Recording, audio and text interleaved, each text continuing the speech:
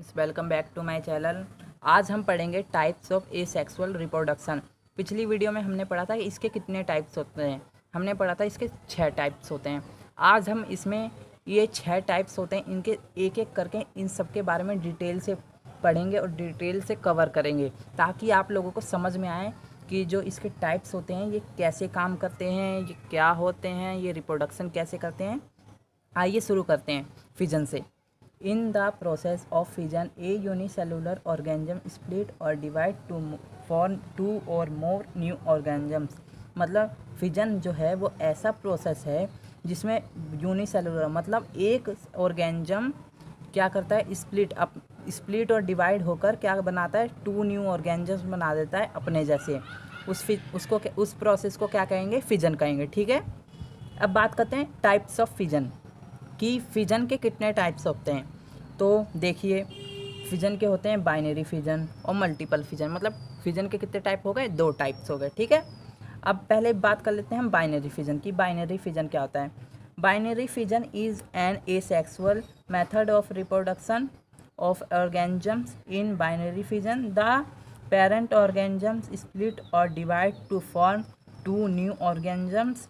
मतलब binary fission एक ऐसा प्रोसेस है जिसके अंदर वो अपने आप को ऑर्गेनिजम्स अपने आप को क्या करते हैं, स्प्लिट करके और डिवाइड करके 2 नए ऑर्गेनिजम्स बना देता है। ठीक है, और ये किसका मेथड है? ये एसेक्सुअल रिप्रोडक्शन का मेथड है। ठीक है, अब एग्जांपल में ले लेते हैं, अमीबा हो गया। जैसे अमीबा हो गया, तो अब अमीबा क्या करता है, एक ऑर्गेनिजम्स रहता है वो 2 बना लेता है। आइए देखते हैं, इसका एग्जाम्पल से इसको समझने की कोशिश करेंगे। तो देखिए, ये एग्जाम्पल है अमीबा का, इससे आपको और अच्छे से समझ आएगा। आइए पहले जानते हैं अमीबा होता क्या है। देखिए, मेन बात तो ये है, अमीबा की कोई शेप नहीं होती, आज तक अभी इसका कोई शेप नहीं है। ठीक है, तो ये अमीबा है। ये अमीबा का न्यूक्लियस होता है, जो बीच में है ये न्यूक्लियस। मतलब जैसे कि हमारा दिमाग होता है ना, ऐसी इनका भी न्यूक्लियस दिमाग की तरह ही होता है, तो हम इसको क्या बोलते हैं, न्यूक्लियस बोलते हैं। ठीक है, अब देखिए, जो ये बीच में है ये है साइटोप्लाज्म। ठीक है, और ये अभी ये क्या है, पेरेंट सेल। मतलब अभी इसमें रिप्रोडक्शन नहीं हुआ है, तो ये क्या है, पेरेंट सेल। अभी ये रिप्रोडक्शन आगे करेगा। तो आइए देखते हैं ये रिप्रोडक्शन कैसे करता है। देखिए, ये अभी थोड़ा धीरे धीरे ना फैलना शुरू होगा, मतलब अलग होना शुरू होगा। तो देखिए पहले कैसे होगा, ये देखिए पहले इसमें दिख रहा होगा कि आपको ये न्यूक्लियस है। ये न्यूक्लियस थोड़ा अलग हो रहा है, मतलब धीरे धीरे ऐसा लग रहा है कि दोनों तरफ से भाग रहे हैं, मतलब अलग हो रहे हैं। तो ये आगे जाके क्या हो जाते हैं, ये दोनों अलग हो जाते हैं, मतलब डिवाइड्स हो जाते हैं 2 पार्ट्स में। अब ये 2 पार्ट्स में तो डिवाइड हो गए, तो अब आप क्या बोलोगे कि ये अलग हो गए? नहीं, ये अभी न्यू ऑर्गेनिजम्स नहीं बने। अभी देखिए, इसमें जो ये इसका साइटोप्लाज्म है ये भी अभी अलग होगा इसमें से।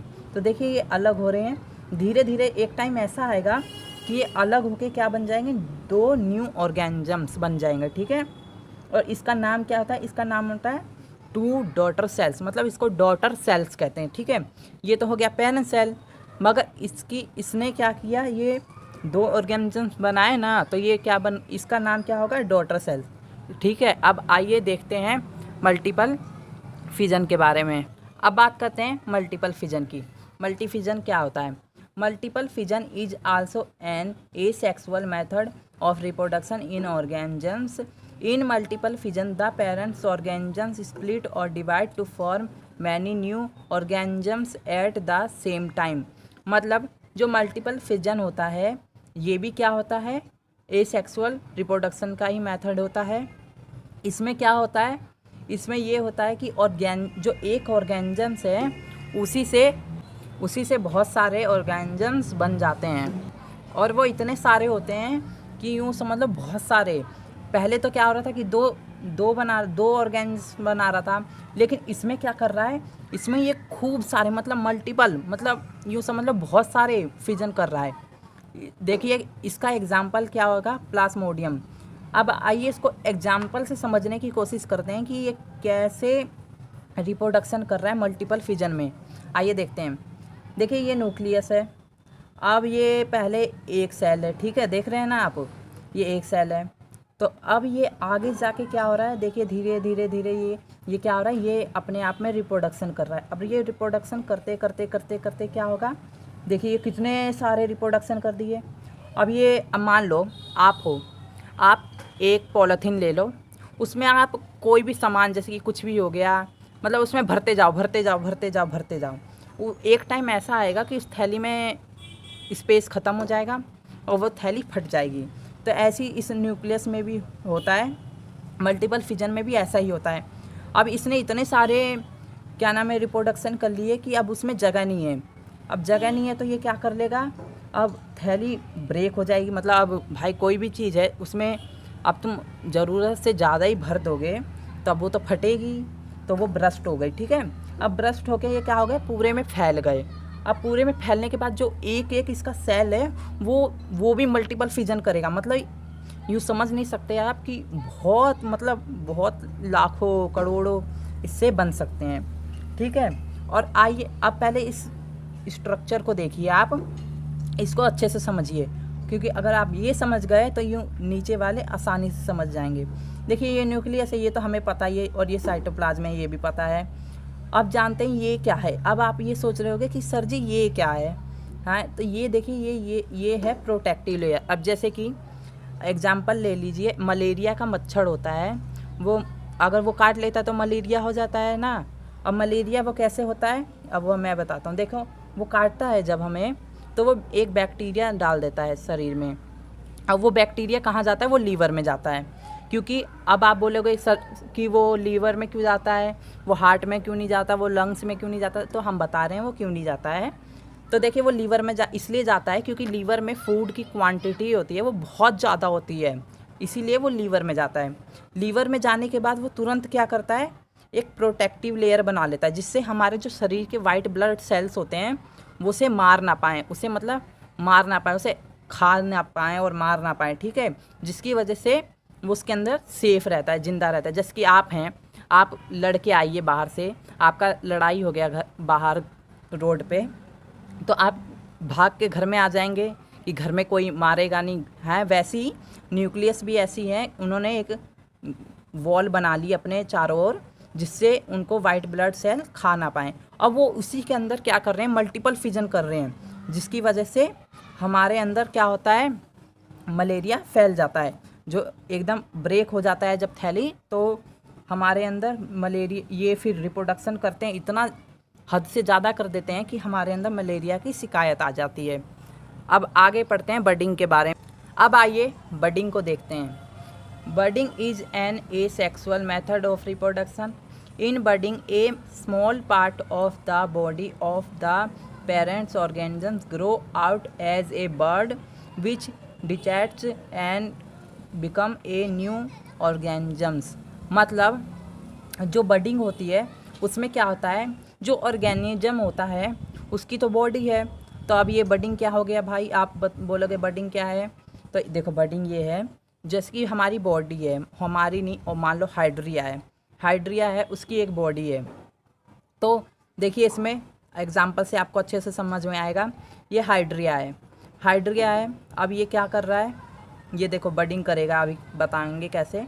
ये हाइड्रिया है, इसमें अभी कुछ नहीं हो रहा है, पेरेंट्स हाइड्रिया ये अभी। ठीक है, अब ये क्या कर रहा है, अब यहाँ पे देखिए इसमें कुछ चेंज आपको दिख रहा है। कहेंगे हाँ सर जी हमें तो दिख रहा है। क्या दिख रहा है, इसमें तो कुछ नहीं था, अब इसमें देखिए ये बर्ड निकल गए। यस, यही है इसकी बडिंग। देखिए ये अभी इसमें कुछ नहीं था, अभी देखिए इसमें रिप्रोडक्शन करना चालू करा है। ये देखिए ये बडिंग है, छोटी सी बडिंग है एकदम।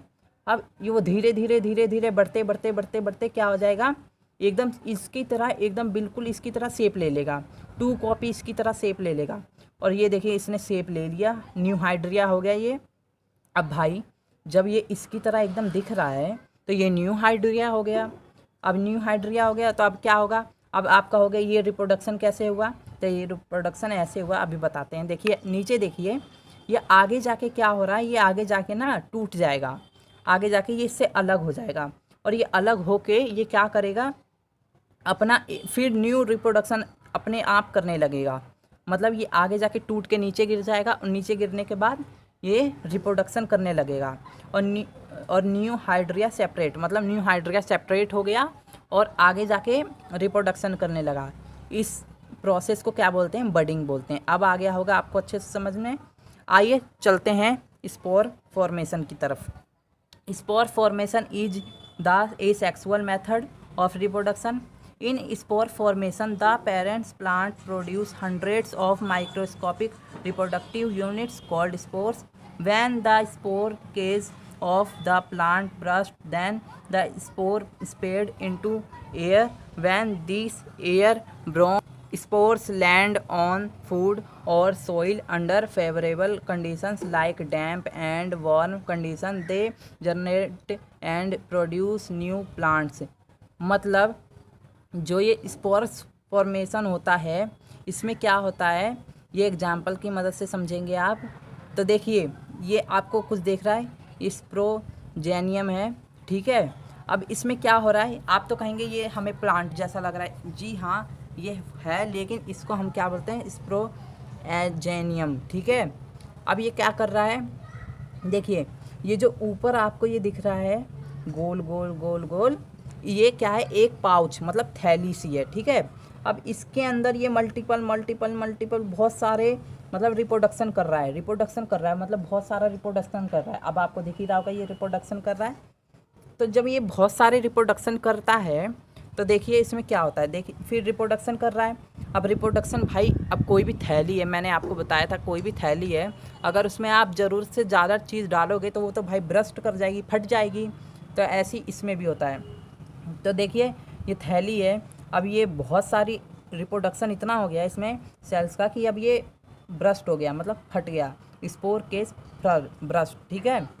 अब ये ब्रस्ट होने के बाद अब ये क्या हो गया, जितना भी नीचे गिरेगा ये ब्रस्ट होके ये सेल्स नीचे गिर गए। अब सेल्स जो इतने भी नीचे गिर गए तो ये न्यू सेल्स बना देंगे, ठीक है, न्यू बन जाएगा दोबारा से। और फिर उसमें भी रिप्रोडक्शन होगा, फिर उसमें भी गिर जाएंगे। तो ऐसी ये सीरीज़ चलती रहेगी, ठीक है। अब ये ऐसे ही होता है। अब जानते हैं रीजनरेशन के बारे में कि रीजनरेशन क्या होता है। अब बात करते हैं रीजनरेशन की। रीजनरेशन क्या होता है, the process of getting back a full organisms from its body parts is called regeneration. मतलब जो रीजनरेशन होता है उसमें क्या होता है, जैसे मान लो आप बाहर खेलने गए, आपको चोट लग गई, अब आपको खून निकल रहा है, अब तो आपको खून निकल रहा है, अब आप क्या करोगे, इस पर मरहम पट्टी कर दोगे, हाँ। और फिर उसके बाद आप थोड़े दिन बाद देखोगे कि ये तो चोट पूरी साफ़ हो गई, और कुछ दिन बाद देखोगे तो इसका निशान भी हट गया। तो ये क्या हो रहा है, ये हमारे में रीजनरेशन हो रहा है, मतलब बॉडी अपने आप ही चोट को सही कर रही है, फिर इसके निशान भी मिट गए, ठीक है। अगर रीजनरेशन नहीं होता तो ऐसा कुछ भी नहीं होता। ऐसी कुछ यूँ समझ लो तुम, वो बैक्टीरियास होते हैं जो क्या होते हैं, जिसमें क्या होता है, रीजनरेशन होता है। बैक्टीरिया मान लो, हाइड्रिया मान लो, प्लेनेरिया मान लो। प्लेनेरिया इसका बेस्ट एग्जांपल क्या है, प्लेनेरिया में रीजनरेशन इतना बढ़िया होता है, इतना बढ़िया, आपको एग्जांपल से पता चलेगा। देखिए रीजनरेशन के एग्जांपल्स क्या है, हाइड्रिया और प्लेनेरिया। अब बात करते हैं प्लेनेरिया के, प्लेनेरिया हाइड्रा का, क्योंकि आपने देख लिया कि हाइड्रा में कैसे रीजनरेशन होता है, और प्लेनेरिया में देखते हैं। देखिए ये प्लेनेरिया है, ठीक है, ये प्लेनेरिया है। अब ये अभी तो वन पीस में है, और इसको हमने क्या किया, इसको 3 पार्ट्स में काट दिया, ठीक है, इसको 3 पार्ट में काट दिया। तो ये क्या होगा, इसका जो हेड है ये अलग है, इसका बीच का हिस्सा अलग है, और इसका नीचे वाला हिस्सा अलग है।